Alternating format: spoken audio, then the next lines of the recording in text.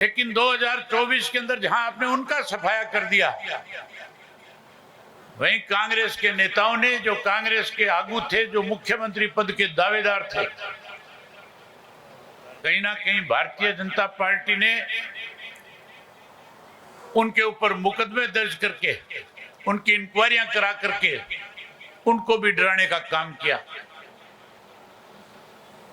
मैं कहता था उस वक्त कि हुड्डा साहब जो है भाजपा से मिलकर के प्रदेश को कमजोर कर रहा है। आप लोगों को विश्वास नहीं होता था। जहां भी जाता था, जब बैठ करके इस बारे में चर्चा करता था, तो लोग कहते थे एक बार हमें बीजेपी को सत्ता से बाहर करना है, कांग्रेस को सत्ता में लेकर के आना है। आपका मन तो था कांग्रेस पार्टी जीत करके आए, सत्ता में आए, बीजेपी सत्ता से बाहर हो जाए।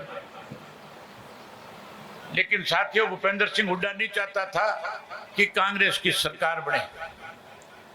उसको इस बात का भी डर था कि अगर कांग्रेस सत्ता में भी आ गई तो तेरे को कोई मुख्यमंत्री नहीं बनाएगा, तेरी जगह कोई तीसरा नाम आ जाएगा। और उस दिन और ज्यादा घबराहट पैदा हो गई थी जिस दिन वीरेंद्र सिंह के लड़के को उचाना से टिकट राहुल गांधी ने दे दिया था। साथियों, मुझे याद है जब चुनाव आया था तो हमने अपनी पार्टी की तरफ से सर्वे कराया, बीजेपी ने कराया, कांग्रेस ने कराया, और उस सर्वे की रिपोर्ट में बड़ा खुल करके सर्वे करने वाले लोगों ने लिखा था कि कांग्रेस पार्टी ने अगर सिटिंग 30 के 30 एमएलए को टिकट दे दिया तो 30 में से 16-17 हार जाएंगे। उनके हार का कारण भी लिखा था कि क्यों हारेंगे। हार का कारण था कि जिन लोगों ने उनको चुन करके भेजा था, जहां उन लोगों के सुख दुख में उनको शामिल होना चाहिए था, वहां उन्होंने उनकी अनदेखी करी थी। इसलिए लोगों ने फैसला किया कि चाहे किसी को वोट देना पड़े लेकिन इनको नहीं जिताएंगे। जब ये रिपोर्ट आ गई तो बीजेपी वालों ने ईडी के माध्यम से हरियाणा प्रदेश में अलग अलग बिल्डरों के घरों पे छापे मरवा दिए। और छापे मारे जब गए थे तो एक पारसनाथ नाम का एक बिल्डर था, उस बिल्डर के घर के ऊपर ईडी के लोग जब गए तो उसके घर से भूपेंद्र सिंह हुड्डा के दस्तखत किए हुए दस्तावेज मिल गए। उन्होंने हुड्डा के खिलाफ मुकदमा दर्ज कर लिया। ईडी वाले जिस किसी के खिलाफ जब पर्चा दर्ज करते हैं तो उसको अरेस्ट भी कर लेते हैं, गिरफ्तार भी कर लेते हैं। लेकिन हुड्डा को गिरफ्तार करने की बजाय साथियों उसको ये समझाया गया कि अगर जेल की सलाखों के पीछे जाना नहीं चाहते, जेल से बचना चाहते हो, तो फिर जाकर के बीजेपी के नेताओं से मिलो। हुड्डा रातों रात जाकर के अमित शाह से मिला। अमित शाह से कहने लगा, बताओ मैं आपकी क्या सेवा कर सकता हूं, मैं आपके क्या काम आ सकता हूं। अमित शाह ने कहा, एक ही काम करो, अगर जेल से बचना चाहते हो तो अपने सिटिंग 30 के 30 एमएलए को पहले टिकट दे करके आओ।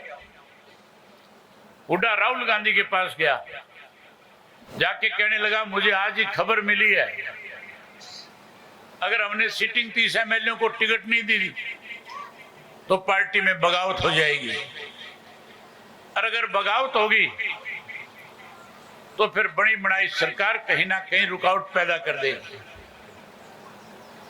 राहुल गांधी ने हुड्डा पे विश्वास किया, 30 की 30 टिकटें डिक्लेयर कर दी।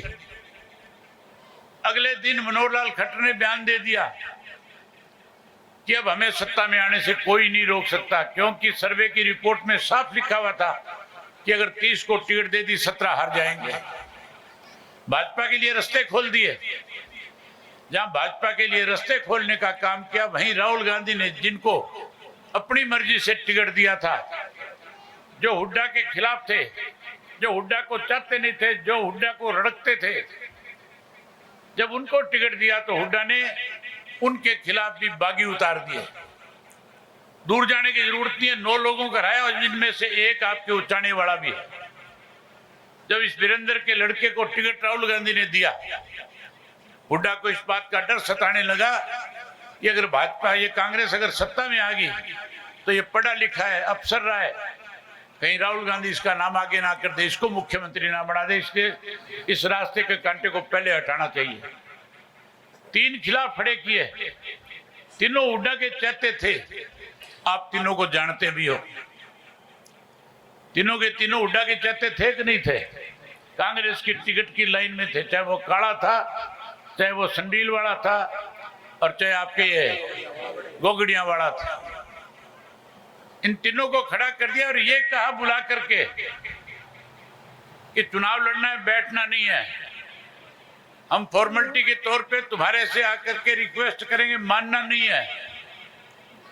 आप चुनाव लड़ो, जितना पैसा चाहिए हमारे से ले लो। अगर चुनाव हार भी जाओगे तो सरकार मेरी बनेगी, और मेरी सरकार बनने के बाद तुम्हें ऐसे पदों पे बैठा दूंगा